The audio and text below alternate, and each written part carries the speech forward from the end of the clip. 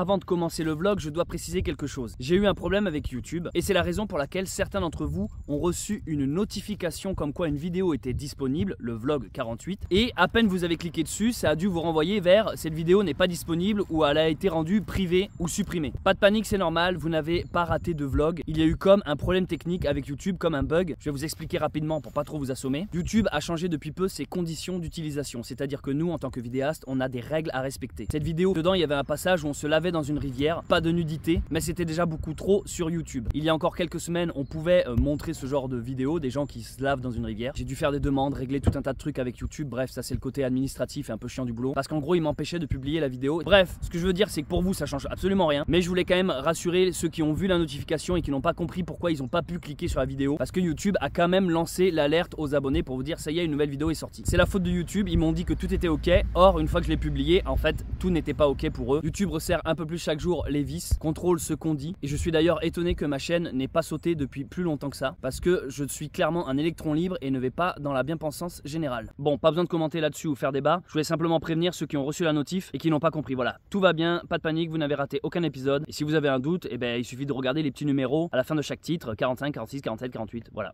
Bon visionnage.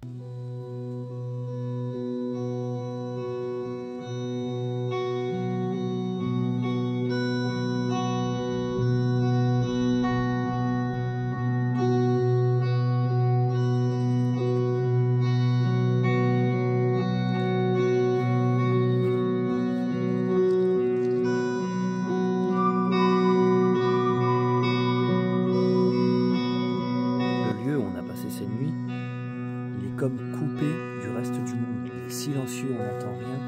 Même pendant la nuit, ça faisait une sorte de silence très pesant. Ça nous a permis de nous ressourcer. Et c'est vrai que ce lieu, j'ai l'impression qu'il est hors du temps. C'est tellement silencieux que ce matin, je me suis même dit, mais il nous a volé les babines ou quoi? Je les entendais pas, elles dormaient profondément elles aussi. Donc là, si vous l'avez compris, on doit remonter le camp et faire marche arrière. Parce que le chemin qui continue par la gauche n'est malheureusement pas praticable en calèche. Alors qu'on va à la rivière faire un plouf, on découvre que les babines escaladent. Je sais pas si vous vous rendez compte, mais je les ai attachées à ce piquet. Elles ont grimpé là.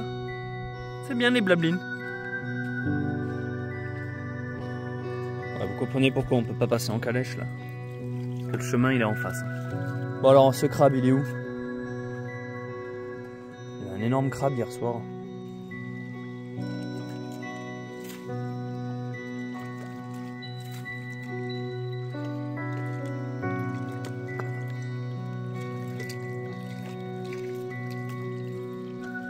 Hein, tu es une chaîne d'extrême droite, c'est ta femme qui fait dans la vaisselle. C'est le départ. On y va. C'était un spot vraiment très calme. On a pu bien se ressourcer. Mais maintenant on doit faire, on rebrousse chemin. Et malheureusement, pour nous, c'est que de la grimpe. Je ne compte plus le temps que j'ai passé à ne pas vivre ma vie. Le temps perdu à ne pas écouter mon cœur. C'est décidé. Il n'y a plus une seconde à perdre. Il est l'heure à présent de prendre un nouveau départ, de devenir enfin le cocher de mon propre destin. Je m'appelle Céleste Grande et j'ai décidé de tout quitter. Laissant derrière moi ma maison et le confort d'une vie sédentaire, je m'extirpe désormais vers une voie différente. Une voie à contresens, une voie à contre-temps. Je parcours dorénavant le monde en calèche, en quête d'une vie simple, au rythme paisible des sabots de mes compagnons. Renouant ainsi avec les traditions oubliées et le folklore d'une époque perdue. Un âge où l'on savait prendre son temps, où l'on savait s'écouter, où l'on savait s'aimer. Le retour à la douce vie, comme une mélodie italienne, la Dolce Vita m'appelle. Je me rends donc, accompagné de ma bien-aimée, à Rome pour cette nouvelle aventure. Une ville riche d'histoire et d'artistes de renom. Et qui sait peut-être, y croiserai-je le pape, symbole fort de cette cité. Pour ce périple, je désire faire ça à l'ancienne, façon 19e siècle, sans objet moderne, excepté, je l'avoue, mon téléphone, utilisé tel un carnet de voyage pour vous partager chaque jour une nouvelle vidéo. Maintenant, prenez place dans le chariot et observez l'attelage ouvrir la voie.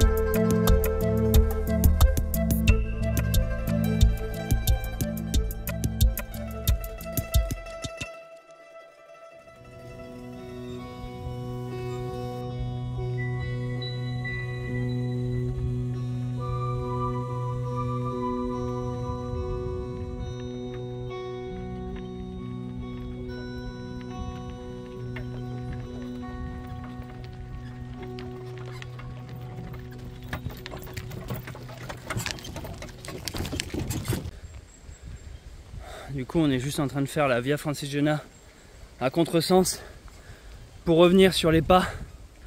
Je viens d'aider à pousser la calèche là parce que ça grimpe pour soulager les ânes.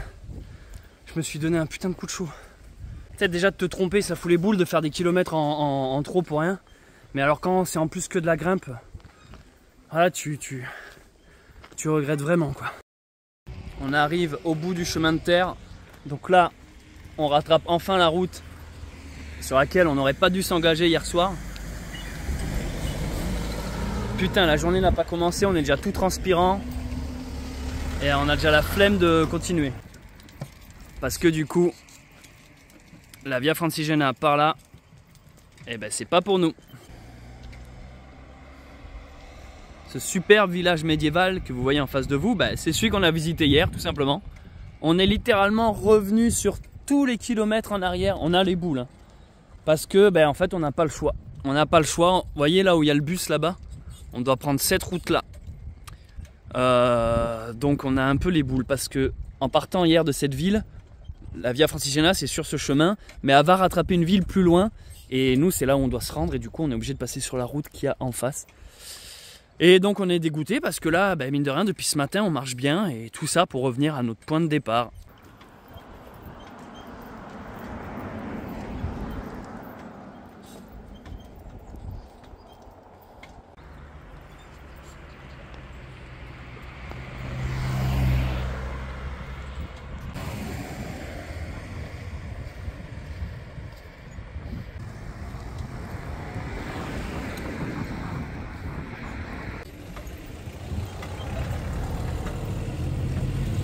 Peut-être que nous avons trouvé le lieu pour la nuit. Petit indice derrière moi. Gros indice devant moi. Ici, regarde, il y a vachement d'herbe. Il y a un petit banc d'un air de dire vous avez le droit de venir. Et puis vue sur le château. Après, il y a voisin là, mais je pense qu'on dérange pas. Qu'est-ce que t'en penses? Oula, Babine, elle est énervée. C'est décidé. Nous allons rester ici pour la nuit. On est derrière une petite tour dans laquelle on ne peut pas rentrer, bien sûr, hein, c'est grillagé. Mais ici, il y a tout un espace, un grand carré vert avec l'herbe qui est vraiment très haute. Donc pas très entretenu, ce qui nous avantage. Un petit banc, donc c'est vraiment un lieu public.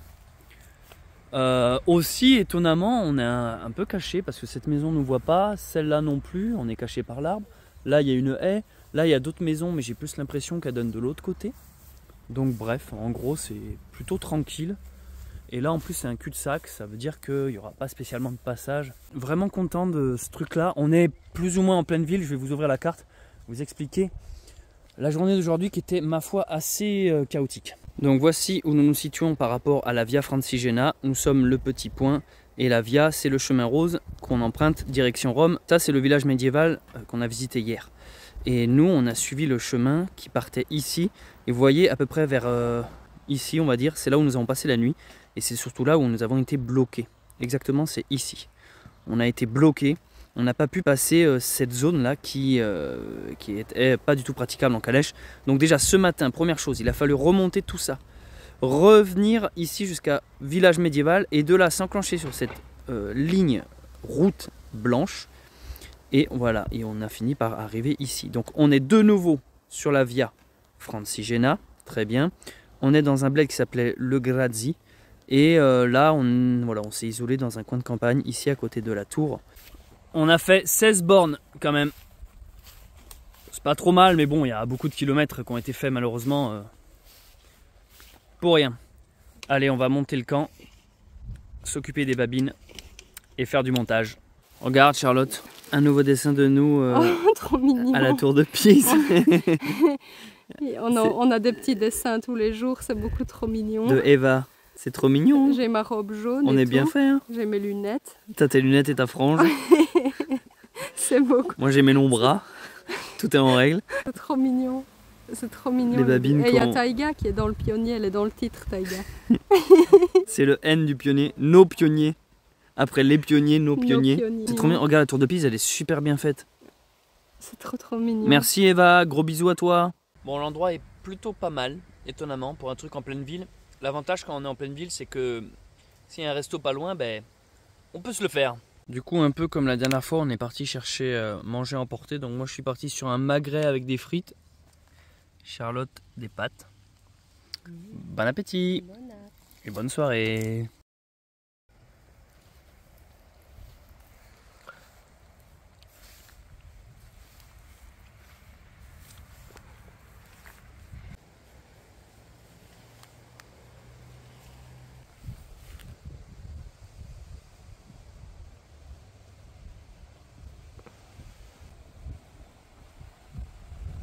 Des fois dans ces vlogs vous pensez que on mène la vie simple, mais en vrai il y a plein de trucs qu'on filme pas et que vous êtes loin d'imaginer. Et aujourd'hui j'ai décidé de vous montrer ça, pour vous montrer que des situations un peu foireuses. Donc là je suis à quatre pattes, je suis caché par la calèche et cet arbre, et derrière moi j'ai monté la seconde bâche qu'on a, et en fait je suis tout simplement en train de faire mes besoins, parce que on est en pleine ville, et donc voilà, c'est compliqué de trouver un coin sauvage, donc on s'est abrité. Donc c'est un peu stressant parce que si je regarde attentivement là-bas, je vois les babines et j'ai qu'une crainte, c'est de voir une tête arriver par là. Derrière moi, s'il y a du vent et que ça se soulève, bah, le mec il voit ma lune. Et alors là vous vous dites, mais quoi, tu fais ça dans un jardin public? Bah alors oui et non. En effet, dans un jardin public, ici il y a un sac poubelle blanc là, sac plastique. Bah, j'ai fait mes besoins dedans, voilà. Façon comme Taïga finalement. Et ce genre de moment un peu ridicule où tu es à quatre pattes entre deux buissons, derrière deux bâches avec du vent, ça fait aussi partie de l'aventure. Bienvenue sur cette chaîne YouTube, je m'appelle Céleste Grant, abonnez-vous. Non, parce que la Dolce Vita, faut pas quand même que les gens pensent que tout est simple. Hein. Il y a quand même un moment donné où tu es content qu'on ait inventé les égouts et les chiottes, quoi. Putain, c'est Babine, elle m'a fait peur, je croyais que c'était quelqu'un qui arrivait, quoi. Je te jure, on dirait un hamster là qui est passé, quoi. Bon, un hamster obèse, mais un hamster quand même. Avec Charlotte, on se marre parce qu'on a remarqué que Taïga a fait des étrons, mais 1000 fois plus gros que nous, quoi. C'est abusé. Limite, des fois, j'ai honte. Je me dis, il y a des gens qui passeraient à côté de nous, derrière nous, ils verraient, ils se diraient, putain, ils sont chiants ces pèlerins, ils ont pas ramassé là. T'es là, mais c'est pas nous, c'est Taïga. Non, on ramasse évidemment des ânes de Taïga, même les nôtres, on en est à ce stade-là. Des fois, j'aimerais être dans un pays sous-développé pour pouvoir laisser comme ça par terre sans avoir besoin de jouer avec. Donc vous voyez, maintenant c'est au tour de Charlotte. On en a profité pour faire un coin douche, donc là on est en train de se laver. Ah ouais, c'est aussi ça la réalité.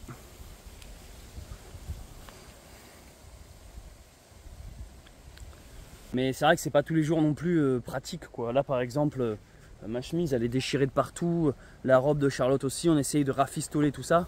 Mais il y a beaucoup d'usure, on a très peu de vêtements, donc forcément ils s'abîment. Il y a plein de trucs qui finalement montrent quand même que, tu vois, par moi je suis très barbu, d'habitude je taille un peu, machin, là ça pousse. Enfin, il y a plein de petits signes qui montrent quand même que, tu vois, on a une vie pas si confort que ça. Mais nous on essaye toujours en tout cas d'être propre, d'être clean, on surveille vachement l'hygiène.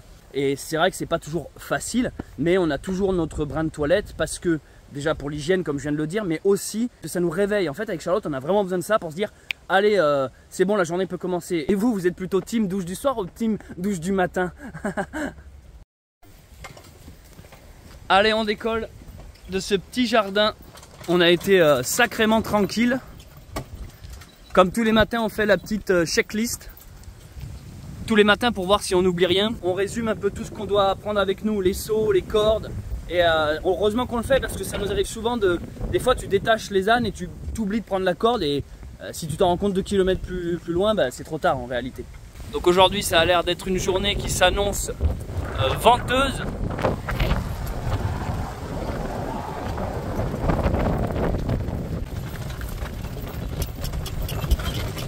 Comme tous les matins, nos babines sont en forme, alors elles galopent. Regarde Babine, regarde elle. En fait, Sindel, elle aime pas être suivie par Balthazar, du coup, elle fait des petits... Je sais pas comment expliquer, elle est énervée contre Balthazar parce qu'il court au même rythme qu'elle, en fait. Et on le voit à sa tête, quoi. Babine, arrête. Elle le pousse. Ça va, ça va, ça va. Est-ce que vous vous en souvenez, au début de l'aventure, on avait un panier devant? Ha! C'était le passé. Regardez la gueule du panier maintenant. Le panier! En fait, les ânes, à force de s'arrêter, ils l'ont défoncé.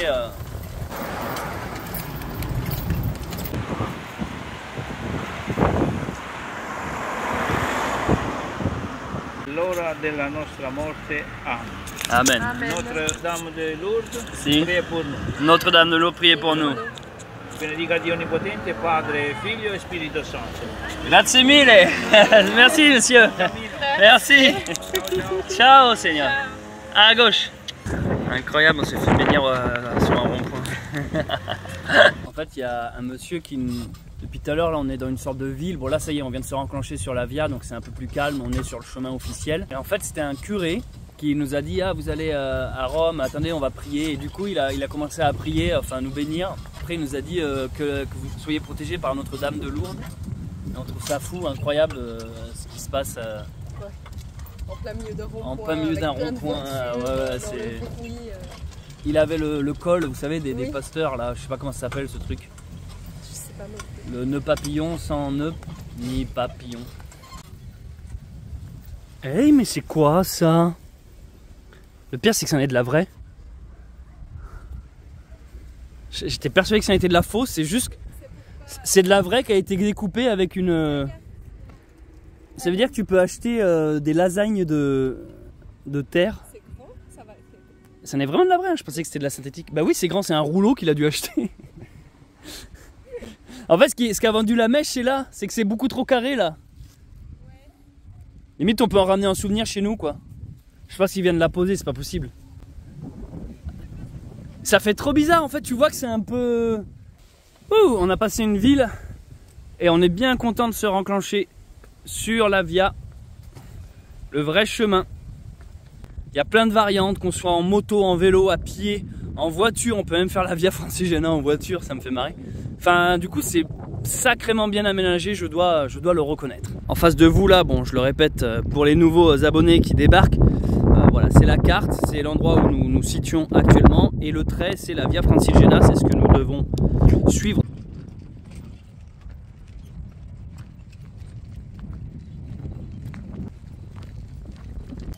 Est-ce que parmi vous, les abonnés, il y en a qui ont déjà fait la Via Francigena et qui du coup se rappellent de ce village, ce qui s'appelle Scarna? Là, j'ai pas plus à dire, c'est une vraie question. L'avantage lorsque nous sommes sur la Via Francigena, c'est-à-dire un chemin aménagé, un pèlerinage, c'est qu'on trouve enfin des espaces vraiment conçus pour les pèlerins. L'exemple même ici, il y a un petit parking où on a pu mettre les babines et la cacalèche. Et surtout, regarde-moi ça, une grande tablée. On va pouvoir manger parce qu'on n'a pas encore mangé pour la midi. Putain, il y a Babine qui se barre, évidemment. Et il y a un point d'eau. Sindel, tu vas où? Non, Babine. Trop d'initiative. Trop d'initiative. On dirait ChatGPT qui prend des décisions que je lui ai pas demandé. La voiture qui s'en va là, les amis, c'est le père qui nous a retrouvés. Il nous a amené un petit sac improbable. Il nous a préparé un pique-nique, j'ai bien l'impression. Ouais. Alors, qu'est-ce qu'on découvre? De bons jus. Une sorte de jus. Ah ouais, ça a l'air bon ça. À la pêche. Belle bouteille en verre. Et un pique-nique, non mais c'est vrai. Hein. Oui, Wow. un pique-nique, ouais. Oh, c'est adorable. Trop bien, mais merci. Il est trop sympa. On aura notre souper de ce soir. Nous quittons le petit village de Scarna, où, sans mauvais jeu de mots, il y a eu un véritable scarnage. On a été super bien accueillis par les gens du village. Ils nous ont même offert du café et une bière. Mais au moment de repartir, on n'a pas compris, il y avait une des lanières là qui traînait par terre. En fait, on a ça. Vous voyez, ça c'est un mousqueton à ouverture rapide, vous voyez? Une goupille. Je peux le clipser et le déclipser aussi facilement. Et bien là, ça a pété. Ça là-bas, ça a littéralement lâché. Et on a dû mettre un mousqueton en attendant parce que ça a pété. Et le problème, c'est que c'est pas censé lâcher ça. Donc, on l'a récupéré dans une petite boîte. Vous voyez ce qui a lâché en fait? C'est ça. C'est ce boulon qui est censé tenir ici. Donc ça a littéralement pété là. Donc on l'a gardé dans je sais pas, si jamais on peut le réparer ou quoi aux caisses. Et du coup, on se retrouve un peu comme des glands avec un mousqueton de rechange, mais ouais, bizarre. Bizarre cette histoire. C'est parce que Babine, tu es trop forte, tu as trop tiré sur la lanière. Blabline. Le problème, c'est que ces mousquetons, ils sont pas censés lâcher. Donc là maintenant on a une nouvelle peur qui s'est rajoutée. C'est de se dire quand est-ce que les 3 autres vont péter. Bon après je pense que c'est des mousquetons pour des gens qui font des tours de calèche une fois par an à Noël dans des villages. Et pas spécialement pour des gens qui font des pèlerinages sur du long terme. Mais c'est vrai que c'est un peu décevant que c'est lâché ce truc là. Je vais pas faire une généralité, hein. C'est pas parce que lui a lâché que les 3 autres vont péter, hein. C'est quand même du bon matériel dans l'ensemble et ça nous a été utile jusqu'à présent. Donc je vais pas devenir fataliste juste parce que un a lâché. D'ailleurs prenez ça comme une leçon de vie. C'est pas parce qu'il vous arrive une couille que toute votre vie c'est de la merde. Non, pensez au bon moment plutôt. Mais bon, que serait l'aventure sans problème? Et Céleste, c'est grâce au problème que vous allez avoir de super souvenirs. Ouais bah viens marcher à ma place alors et on en reparle. On est vraiment au milieu de nulle part et même ici, bah, y a toujours des bagnoles, il y a toujours des Italiens qui roulent sur des lieux improbables. Bref, on est sur la Via Francigena. Ça se passe plutôt bien. La chance que nous avons, c'est que bah, c'est la campagne, c'est la Toscane. Et même si aujourd'hui il y a une météo un peu chelou, bah, ça crée mine de rien une sorte d'ambiance.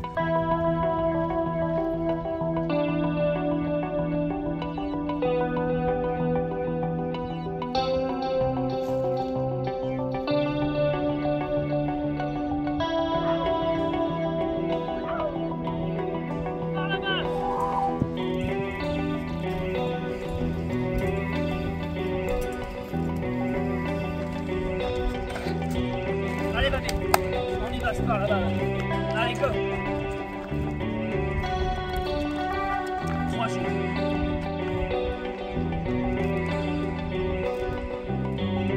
Viens, allez. Allez, Babi. Au revoir, Babi, on s'en va, nous. Allez, j'y vais, moi.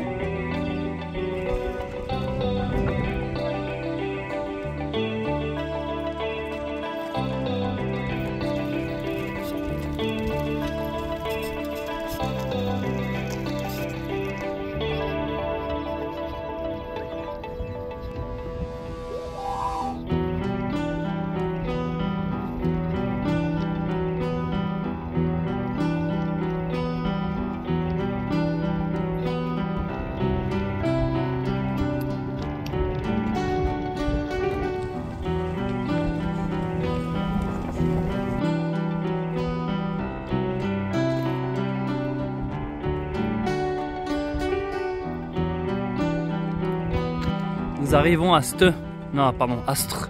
Ah non, attends, Astrove. Ah, si ça se trouve, j'avais pas vu le panneau. On arrive en plein milieu d'un petit village. Super beau.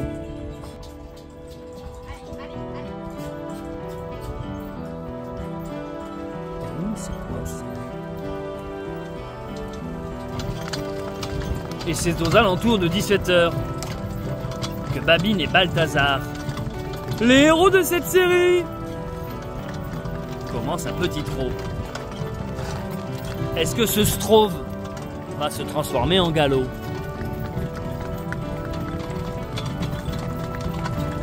La réponse est non. Nous sommes sur la Via Francigena. Et alors ce qui est agréable, même s'il pleut aujourd'hui, bah, c'est qu'on traverse des petits décors assez ouf. Là-bas il y a une sorte de petit village médiéval. J'ai l'impression que c'est vers quoi on se dirige. Allez Babine, avance. Je sais pas si nous y serons ce soir. Pour l'instant on est dans le sauvage. Donc ce qu'on va faire vu qu'il flotte, c'est que dès l'instant qu'on trouve un endroit, oh bah tiens ici, allez stop. Non, dès l'instant qu'on trouve un endroit un peu sympa, on s'y met pour la nuit. Eh, buen camino. Eh, Roma 300 km. C'était pas déjà 300 km il y a 200 km. Et ben, c'est quoi là? Ah oui. Nous venons du bout de ce chemin. Donc là c'est vraiment la Via. Et on est censé continuer tout droit. Donc on a trouvé un petit espace sur le côté. Voilà, on n'est pas sur le chemin, on est un peu sur le côté. Et regardez juste en face, il y a un petit escalier qui descend, qui donne accès à une sorte de station de gaz ici. Alors je sais pas trop ce que c'est, mais bref, vous voyez ce genre de conneries quoi. Et en fait c'est clôturé. Donc j'ai mis les babines ici. Fin de journée. Ça a été plutôt cool aujourd'hui. On a fait environ 15 km, ce qui est relativement bien. Alors c'est sûr, c'est pas le meilleur spot, hein. Mais maintenant on joue un peu la carte de la prudence pour éviter de se faire surprendre par la nuit à chaque fois. Parce que trouver un spot en pleine nuit c'est toujours un peu plus galère. Par chance, on avait croisé une ferme un peu plus tôt où on avait demandé à une dame de nous remplir ça d'eau, donc on a de la flotte. Et là, c'est un peu toujours la même rengaine, hein, on monte le camp, on le défait. Là, au moment où je vous parle, il pleut. Et on s'est dit qu'ici, c'était pas trop mal d'installer avant qu'on se prenne la grosse drache. On est protégé par les arbres. Les babines ont de quoi s'abriter également en s'avançant sous les arbres. Bref, allez, c'est une fin de journée. À demain, les amis. Oh. Oui, ok, j'ai mon explication. Babine mâche un chewing-gum invisible. Elle vient d'uriner. Un âne crie au loin. Ok, c'est officiel, elle est en chaleur. C'est pour ça qu'elle m'a échappé. Oui, parce que là, j'ai commencé cette journée sur les chapeaux de roue. Sauf que j'avais pas de chapeau et j'avais pas de roue. J'ai juste couru comme un gros porc derrière Sindel, qui m'a échappé le temps que je change sa corde. Pour la nuit, on leur met une longue corde et le matin, on leur met la petite là. Le temps que je dégrafe la première corde pour aller chercher la seconde, elle a détalé. Donc là, je suis tout simplement sur le chemin qu'on a déjà fait hier soir. Je viens de faire 2 km en sprintant comme une truie. Je me suis dit, c'est bizarre, Sindel, elle me fait rarement des fugues. Et les 2 fois où elle m'a fait ça, peut-être même qu'une fois elle m'a fait ça, c'est parce qu'elle était en chaleur. Et là, je me suis dit ça, je me suis dit, est-ce qu'elle serait pas en chaleur et qu'elle n'aurait pas pour objectif d'aller voir l'autre âne là. Donc là, je viens de courir, je ne l'ai pas filmé tout ça, mais je viens d'aller la récupérer. Là, je viens d'avoir confirmation. Juste au moment où j'ai lancé le plan, là, il y a l'âne qui a crié au loin, elle vient de juter partout. Allez, viens ma babine. Et pour tous ceux qui regardent mes vidéos mais qui n'ont pas tout suivi, du coup Babine n'est pas enceinte les amis. On a tenté de la faire prendre mais ça n'a pas fonctionné. Bref, on verra ça plus tard on va dire. Babine est rentrée au bercail. Voici donc l'endroit où nous avons passé la nuit. Sur la Via Francigena, sur le bas-côté, ce matin il y a eu quelques marcheurs qui sont passés. Beaucoup de Français étonnamment. Le temps c'est pas mal d'averses, un peu de rayons de soleil, re de la pluie, re de l'orage, re du soleil, un peu de vent. Et maintenant on va donc décoller. On est sorti du petit chemin de terre dans la forêt, on arrive dans un petit village. Alors il y avait un petit café, alors on a pris un petit café. Il y avait un resto je veux dire. Et là on voit qu'il y a ça, je pense qu'on risque d'y passer. Petit village médiéval, en tout cas il était plein de monde le restaurant. Dedans tout était sculpté en bois, c'était magnifique. Il s'appelle le restaurant de l'ours ou un truc comme ça, le bar de l'ours. Le monde qu'il y avait, c'était incroyable. Il y aurait eu moins de monde, je pense que j'aurais proposé à Charlotte qu'on s'arrête de manger, faire une pause. Mais là il y avait tellement de monde, je me suis dit non vas-y on avance parce que c'est carrément excellent, ça fait vraiment médiéval. Je pensais pas trouver de ville autant médiévale en Italie en vrai. Là ça me fait penser quand j'avais fait ma randonnée les sentiers cathares dans l'Aude jusqu'en Ariège. Si vous ne l'avez pas vu sur ma chaîne YouTube, je vous invite à regarder cette série de vidéos. Pareil, comme le pionnier, je faisais une vidéo par jour et je présente l'histoire des Cathares, la triste histoire des Cathares, bien trop méconnue à mon goût. Si vous aimez le médiéval, les châteaux et la performance sportive de marcher pieds nus, vous allez adorer les sentiers cathares. Je vous mets en lien dans la description, dans la playlist, voilà, entre 2 épisodes du pionnier si vous ne savez pas quoi mater. Regardez-moi cette série, c'est un peu ce genre d'ambiance en face. Nous approchons de Sienne. Nous sommes à 8 bornes. C'est une très célèbre ville en Italie. Je pensais pas qu'on y serait aujourd'hui. Je pense qu'on va clairement y arriver pour la soirée. C'est aux alentours de 16 h qu'Abdul leur amène un cappuccino. Grazie mille Abdul. C'est la photo. Moi aussi photo. Possible? Si. Allez, 3, 2, 1. Nous sommes à 6 km de Sienne. Ciao! C'est une personne marocain qui vit en Italie, qui nous a vu une première fois, qui nous a pris en photo, qui est revenu en voiture, qui nous a dit est-ce que vous avez besoin de quelque chose? On a dit non. Il nous a dit des cappuccinos, on a dit oui. Il est parti retourner chercher des cappuccinos et là il vient nous ramener des cappuccinos. Et les amis, c'est le 2e cappuccino depuis que nous sommes en cappuccini. Et il nous a amené un avec des croissants. Ah oui, il nous a amené, alors il y en a un avec de la marmelade d'après ce que j'ai compris. Merci Abdul, ou comme on dit, choukran. Est-ce que vous connaissez cette ambiance automnale? Il pleut à travers la fenêtre et vous êtes là avec votre petit cappuccino à l'intérieur à l'abri. Et bien c'est pas du tout ce qu'on est en train de vivre. Nous, il pleut, il fait froid, on a nos jambes couvertes comme des grands-mères. On a le cappuccino heureusement, mais par contre voilà, c'est le seul truc de confortable qu'on a le cappuccino. Et encore on dit ça vite fait parce que le lait ça nous fait travailler à l'intestin. Là on ressent bien l'automne les amis. Les babines sont trempées, mais ça leur fait pas de mal, ça les lave un peu. Et on approche petit à petit de Sienne. Alors aujourd'hui, c'est journée, orage et pluie. Il fait tellement sombre qu'on dirait que la nuit est déjà tombée, alors que là, il est même pas encore 17 h. Mais il y a déjà toute la ville qui est allumée. On approche de Sienne. Je ne sais pas si nous y serons ce soir, on est vraiment à côté là. L'idéal, vu que quand même la nuit tombe, ce serait de trouver un petit coin tranquille juste avant pour la nuit, qu'on traverse cette grosse ville demain. Parce que toujours la traversée des villes en fin de journée, ça nous bouffe trop d'énergie et puis c'est compliqué à trouver des spots. On continue d'avancer sur cette route et dès l'instant qu'on peut s'extirper sur le côté, on s'extirpe. C'est vraiment aujourd'hui la journée fraîche et humide, on est trempé. Globalement il pleut depuis ce matin. Les babines ont super bien bossé. Aujourd'hui je trouvais, malgré la pluie je veux dire, elles ont vraiment bien carburé, donc bravo à elles. Bon, ben finalement on est arrivé à Sienne, on pensait s'arrêter avant, mais non, nous y voici, waouh, incroyable, je pensais pas qu'on y serait aujourd'hui. Allez, on y va. J'avoue que c'est assez infernal d'être dans une ville à cette heure-ci. On a les pieds trempés, il y a l'orage qui tonne au-dessus de nous. Ah ben, waouh, je sais pas si vous l'avez vu là, un gros éclair. Moi je nage littéralement dans mes pompes. Ouais, là c'est un peu le bordel, je vais pas vous mentir, ça fait partie des moments non agréables du voyage. Vous avez demandé à ce que des fois je vous filme un peu les moments nuls. Celui-là en fait grandement partie. Un petit rayon de soleil à cette heure-ci, c'est n'importe quoi le temps. Ça fait plaisir que tu gardes le sourire. Malgré ces... ouais bah putain, j'en connais plus d'une qui serait partie en courant face à ce genre de plan foireux quoi. N'est-ce pas Rebecca? Genre le mec tu sais il balance des noms d'ex d'un coup. Ambiance un peu surréaliste, gros nuages noirs et soleil sur les bâtiments. Bref, on est trempés les amis jusqu'aux pieds. Bon alors lui n'importe quoi, il a voulu nous prendre en photo, il est carrément rentré dans le trottoir. Non mais quand on vous dit que les Italiens à force de nous regarder, ils vont avoir des accidents, il est carrément foncé dans le truc lui. Ce genre de discrétion quand tu cherches un coin où passer la nuit. S'il te plaît, annonce-moi une bonne nouvelle. Il y a plusieurs trucs. Dis-moi. Elle a dû rappeler son directeur. T'as appelé en anglais ou pas? En espagnol? Non, Enfin, tu parles français. Ah bon, C'est d'accord. cool. Donc ils sont ok. C'est pas vrai. Pour le chien aussi et tout. Oh putain. Bon les amis, en face de vous, ce que vous voyez, c'est un hôtel qui s'appelle l'hôtel Garden. En fait, on est au début de Sienne. Demain, on fait quelques kilomètres, on est dans le centre-ville. Et en fait, vu que là, il fait nuit et gros orage, grosse flotte, on a demandé, parce que sur la carte, c'est le seul hôtel qui est entouré de verdure. On a demandé si on pouvait laisser les ânes dans leur parc à eux, vous voyez. Donc là, on rentre. En fait, là, ils ont une forêt avec de l'herbe. Donc on va essayer de mettre les ânes là. Et idéalement, y passer la nuit. On voit Sienne là-bas, avec ses célèbres bâtiments. Idéalement, on essaiera d'y aller demain. Mais là, chaque problème en son temps. Donc, voici où nous avons mis les babines. On pourrait se penser en pleine forêt. Or, on est littéralement en pleine ville. Mais on a trouvé le seul hôtel de la ville qui a un énorme jardin entouré. Donc, on amène de l'eau aux babines. Vous voyez, elles ont de quoi brouter.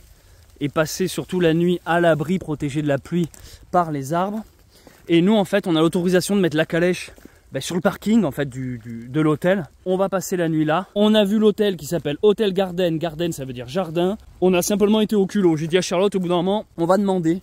Donc on a été leur dire voilà on a 2 ânes, on est des pèlerins, on cherche un coin d'herbe. Et des fois ça nous enlève une belle épine du pied parce que là je nous voyais déjà en fait galérer. Je me suis dit putain je sens que ça va être long la soirée. Donc les babines sont là, on va monter le camp.